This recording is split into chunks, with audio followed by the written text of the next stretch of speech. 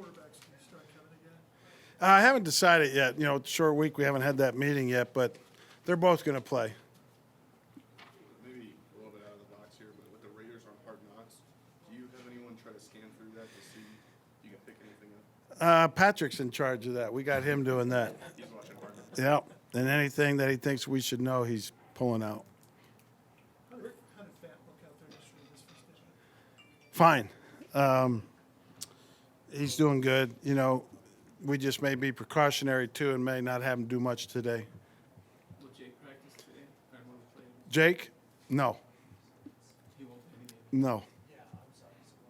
When evaluating quarterbacks, is it difficult to do it when you don't have a full playbook at your disposal in preseason to know what they can do? In a way. Some guys do better with a full game plan and know who you're playing with, et cetera. But still, if the guy's got talent, it should surface at some point and within the game. On Jake Butt, is it disappointment that he's not had a setback? Well- How would you characterize that? Well, it's disappointing that he has, but it's not disappointment in Jake, if that's what you're saying. His knee just, when he starts to feel good and plays or practices, then it flares back up again. So it's just something we're going to have to deal with here. And, he won't play in this game, and he may miss some time. What did the video show for the other night? Wilkinson at right guard. Good. I thought he did a good job. He went in there, hadn't had a lot of reps, and he definitely can play the position for us.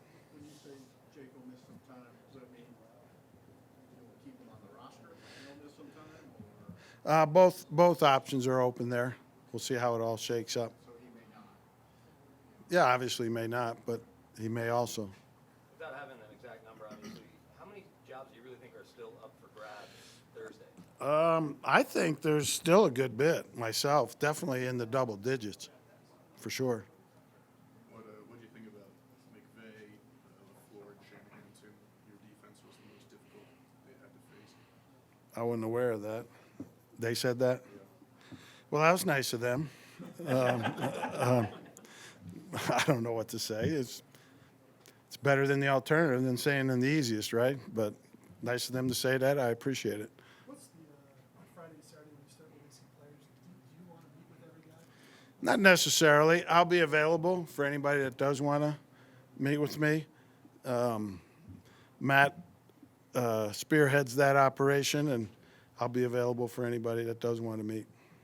Realizing that everything is fluid during the course of a preseason, in retrospect, do you wish that Joe has had an opportunity maybe for a few more snaps, or are you comfortable with all that? Well, he did have an opportunity for a few more, but it was our decision, led by me, that we pulled him out of those games when we did. So you can't look back. If we wanted him to get more, it was there for him to get. But I feel good where he's at. He's had, I don't know the exact number. You guys probably know. I'm going to say close to 40. There's some quarterbacks in this league that haven't had any and won't have any. I think 40 is a good number for him. Maybe if we pushed it, could have got him into the 50s. But I think with the extra week of practice we had and where he's at in his career, I think he's in good shape. How overall do you feel about that extra week of practice now that we're kind of at the end of preseason? Was it the benefit you thought it might be? Was it a bit of a nuisance? I think it was a benefit. We took advantage of it in a few ways. One, gave us more practice time, which, particularly for a new staff. And we're basically a pretty damn young team. That's all good. And what we did after all the preseason games was, if you guys noticed, we gave the players 2 days off, where I think most teams give them 1 day off. So we kind of got those days there that some of the other teams don't get. So, we took advantage of it in multiple ways. With some of your young guys that you would like to get on the practice squad eventually, how do you balance evaluating them in a second, fourth preseason game, so to speak, and trying to stash them? That's way overblown, I think.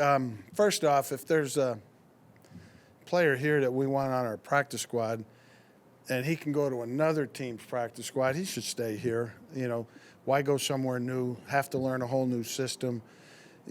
Anybody that we ask to keep on the practice squad here, they've built some equity with us So why go somewhere and start from ground zero? So, you know, it hadn't happened very often where the home team is lost out in practice squad. The only time I know it's happened is, you know, there might be some financial reasons. What do you need to see on special teams? Excuse me? What do you need to see on special teams? Well, we need to see the guys that are competing for those last 10 or 15 spots that we alluded to play good in special teams, you know, because, you know, they have to play special teams, and especially some positions are more critical than others, linebackers, safeties, wideouts, running backs. So, yeah, we're still great, evaluating that. Do you think you have your returners on your roster now, or are you going to have to look? We possibly do. But, you know, like most positions, we'll look to upgrade. But if we have what we have, we'll make it work. How is River done in your mind, Craycraft? Since he's come back from his injury, I think he's been getting better and better. He can be our punt returner. He fulfills a good role as a backup wideout in that he can play all the positions, both mentally and physically. So he has given himself some versatility and some value. Would you be comfortable carrying a returner that's mostly just a returner? Not that they don't have an offensive or defensive position, but they're just out there ready to return? Yeah, if it works out that way, you know. Vic, how much debate was there about sitting the first string offensive guys with 3 weeks in between games? Like we did last week? Yeah. Wasn't much debate. How much concern? Not much. I think part of the reason, too, was that made it more logical for us to do is we had that short week. You know, to have them play last week, they would have gone from a Monday to a Saturday. So we wanted to get some quality practice time in and not conserve them as much that way. So that played a part in it. A few more for the coach. Does Bryce Callahan's experience play for you? Did that help you be cautious with him, knowing It does. But most of his experience, he played corner for us a lot. When I say a lot, meaning preseason, and he was always available to play corner. He always knew what to do, but he played most of his time for us as a nickel. But he was always up to snuff as a corner. And him knowing the system, obviously, is an advantage for him. And, yes, does help in that regard. Whether it's a veteran guy like Callahan or Leary, or a young guy like Bud, how do you deal with players that can't be on the field consistently? I mean, some coaches in the past, I've asked about injured players, and they say, I don't even talk about injured players. What's your patience level? It's good. Each one's got its own story to it and background and history and current status of it. And I don't go up to those players every day and ask them how they're feeling, but every few days I'll ask them, you know, how's it going? Where do you think you're at? You know, et cetera, et cetera. But I don't shy away from it or ignore it and hope it goes away. I'm not superstitious that way or have a policy that way, if that's what you're asking. Okay, thank you very much. Okay. Okay.